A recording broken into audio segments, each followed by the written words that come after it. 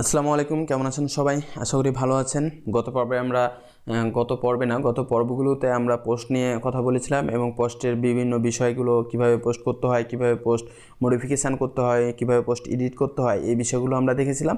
তো আজকে যে জিনিসটা নিয়ে আমরা কথা বলবো সেটা হচ্ছে মিডিয়া এই ফিচারটা, ওয়ার্ডপ্রেসের যে মিডিয়া ফিচারটা আছে এই ফিচারটা নিয়ে আমরা কথা বলবো। তো চলুন শুরু করা যাক। তো আমরা গত পর্বগুলোতে আমরা দেখেছিলাম কিভাবে ওয়ার্ডপ্রেস ইনস্টল করতে হয় এবং পোস্ট নিয়ে কথা বলেছিলাম, লগ ইন করতে হয় কীভাবে, সে বিষয়গুলো দেখেছিলাম। আজকে যে ফিচারটা নিয়ে কথা বলবো সেটা হচ্ছে এই মিডিয়া অপশানটা নিয়ে কথা বলবো। তো মিডিয়া অপশানে যদি আপনি মাউস নিয়ে যান, দুটো অপশান দেখতে পাবেন, একটা হচ্ছে লাইব্রেরি এবং একটা হচ্ছে অ্যাড নিউ। এই দুইটা অপশানে আছে, এই দুইটা অপশান সম্পর্কে আমরা জানবো। তো প্রথমে যদি আমি লাইব্রেরিতে যাই, তো এখানে আমরা দেখতে পাবো আপনার যে ওয়েবসাইটে যতগুলো মিডিয়া আপনি আপলোড করেছেন সে আপলোডকৃত মিডিয়াগুলো আপনি দেখতে পারবেন। এখানে মিডিয়া বলতে আপনি আপনার ওয়েবসাইটে যতগুলো ফাইল আপলোড করেছেন, যতগুলো ইমেজ আপলোড করেছেন, সেই জিনিসগুলো আপনি এখানে একে একে দেখতে পারবেন। যেমন আমার এখানে এই কয়টা হচ্ছে আমার এই ওয়েবসাইটটাতে কি ইমেজ আপলোড করা হয়েছে। আমরা যখন পোস্ট করেছিলাম তখন আমরা ফিচার ইমেজ হিসাবে এটা যুক্ত করেছিলাম, এই ইমেজটা আপলোড করেছিলাম। তারপর যে আমরা কন্টেন্টের ভিতরে যে ইমেজটা আপলোড করেছিলাম সেটা ইমেজ। এখানে আপনি আপনার যতগুলো ইমেজ সেটা পোস্ট হিসাবে আপলোড করুন আর এমনি আপলোড করুন, যে হিসাবে আপলোড করুন না কেন, আপনার ওয়েবসাইটে আপনি যতগুলো ইমেজ আপনি আপলোড করবেন সবগুলোই আপনি এই মিডিয়া অপশান থেকে এখান থেকে আপনি দেখতে পারবেন। আপনি যদি একটা নির্দিষ্ট ইমেজের উপর ক্লিক করেন, ধরেন আমি এই ইমেজটার উপর ক্লিক করি, তাহলে আপনার ইমেজের সম্পর্কে যাবতীয় ডিটেলস আমি এখান থেকে দেখতে পাবো। যে আমি কখন এখান থেকে দেখেন এখানে অনেকগুলো ডিটেলস আছে, যে আমি কখন আপলোড করেছিলাম এবং কে আপলোড করেছিল, তারপর অনেক কিছু এখানে ইনফরমেশান আছে। তারপর এর কোনো অল্টার টেক্সট দেওয়া আছে কি না, তারপর এর টাইটেল হিসাবে কি দেওয়া আছে। আপনি যদি চান এখান থেকে অল্টার টেক্সট দিতে পারবেন, টাইটেল দিতে পারবেন, ক্যাপশন দিতে পারবেন, ডেসক্রিপশন দিতে পারবেন। এবং আপনি যদি চান যে এই ইমেজটা আপনি কি এর ইউআরএলটা কি, সেটা হচ্ছে এটা ইউআরএলটা, এই যে দেখেন ইউআরএল। এখানে আপনি যদি কপি ইউআরএল টু ক্লিপবোর্ড করেন তাহলে এখান থেকে আপনার কপিটা হয়ে যায়। আপনি যদি এখানে পেস্ট করেন তাহলে আপনি সেই ইমেজের ইউআরএলটা এখানে দেখতে পাচ্ছেন। আশা করি বুঝতে পেরেছেন যে ইউআরএলটা কি।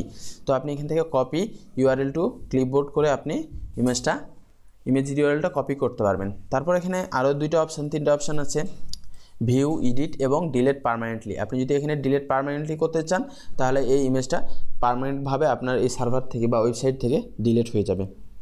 তারপর এখানে আরেকটা অপশান দেখতে পাচ্ছেন এডিট ইমেজ। আপনি যদি এডিট ইমেজে ক্লিক করেন তাহলে এখানে আপনি ইমেজটা এডিট করতে পারবেন। এটার মাধ্যমে আপনি ইমেজটা ক্রপ করতে পারবেন। আপনি যদি এখানে ক্রপে ক্লিক দেন, এখানে অনেকগুলো অপশান আছে দেখতে পাচ্ছেন, ক্রপ, রোটেট, ফ্লিপ। এখানে ফ্লিপ হরিজেন্টালি আছে, অনেকগুলো অপশান আছে, সেই অপশানগুলো একে একে দেখাচ্ছি। আপনি যদি ক্রপ করতে চান তাহলে এখান থেকে আপনি ইমেজটা এইভাবে ক্রপ করে এখানে নিচে ক্রপ করে আর কি বাইরে ছাড়লে আর কি, বা ক্রপে ক্লিক করলে অ্যাকচুয়ালি ক্রপ হয়ে যাবে। এই যে ক্রপ হয়ে যাচ্ছে, ক্রপ দেখেন হয়ে যাবে। আপনি যদি ক্যান্সেল করতে চান আপনি ক্যান্সেল করে ওকে দেবেন, তাহলে হচ্ছে আর ক্রপটা হবেন। তারপর আরও বিষয় আছে যে আপনি যদি আপনার ইমেজটাকে রোটেট করতে চান তাহলে আপনি এখান থেকে ইমেজগুলোকে রোটেট করতে পারবেন।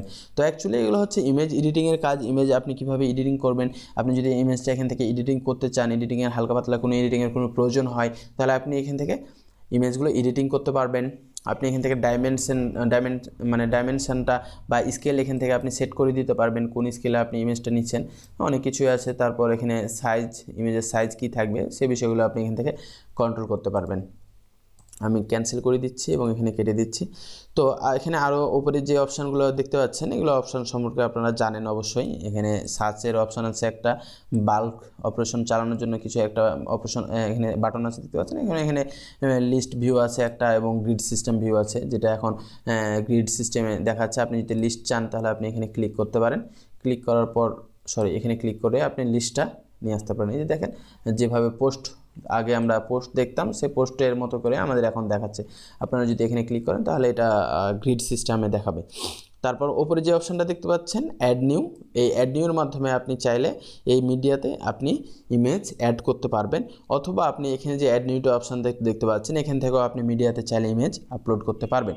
আপনি যদি অ্যাড নিউতে ক্লিক করেন তাহলে এখানে একটা সেকশান দেখতে পাবেন, যে সেকশানটাতে আপনি ড্রাগ অ্যান্ড ড্রপ করেও আপনি ফাইল আপলোড করতে পারবেন, অথবা সিলেক্ট ফাইলে ক্লিক করেও আপনি এখান থেকে ফাইল আপলোড করতে পারবেন। যেমন আমি যদি এখানে এই ফাইলটা এখন আপলোড করি, তাহলে আমি সিলেক্ট করব, সিলেক্ট করার পর আমি এই ফাইলটা সিলেক্ট করলাম, ওপেন করলাম, ওপেন করলেই আমার এখানে ফাইলটা আপলোড হচ্ছে, দেখতে পাচ্ছেন আপলোড হচ্ছে। ফাইলটা আপলোড হলে আপনি পিকচারটা আপনি এখান থেকে দেখতে পারবেন। আপলোড হয়ে গেলে আপনি দেখতে পারবেন পিকচারটা।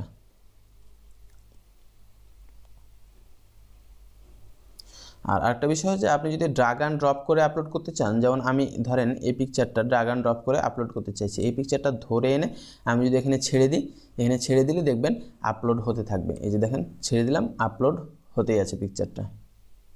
এই যে দেখেন পিকচারটা আবার আমরা আগে এই যে এই পিকচারটা আপলোড করেছিলাম এবং এটা মিডিয়া থেকে আমরা ড্রাগ অ্যান্ড ড্রপ করে আপলোড করলাম। তো আশা করি মিডিয়া কী এবং মিডিয়ার অ্যাকচুয়ালি ব্যবহারটা কী এবং মিডিয়াতে কী থাকে এই বিষয়গুলো আপনারা অবশ্যই ক্লিয়ার হলেন। মিডিয়ার বেসিক যে অপারেশনগুলো আছে এই অপারেশনগুলো সম্পর্কে ক্লিয়ার হলেন। তো আজকের পর্বে এই পর্যন্তই। আগামী পর্বে আমন্ত্রণ জানিয়ে আজকে এখানে বিদায় নিচ্ছি। আল্লাহ হাফেজ।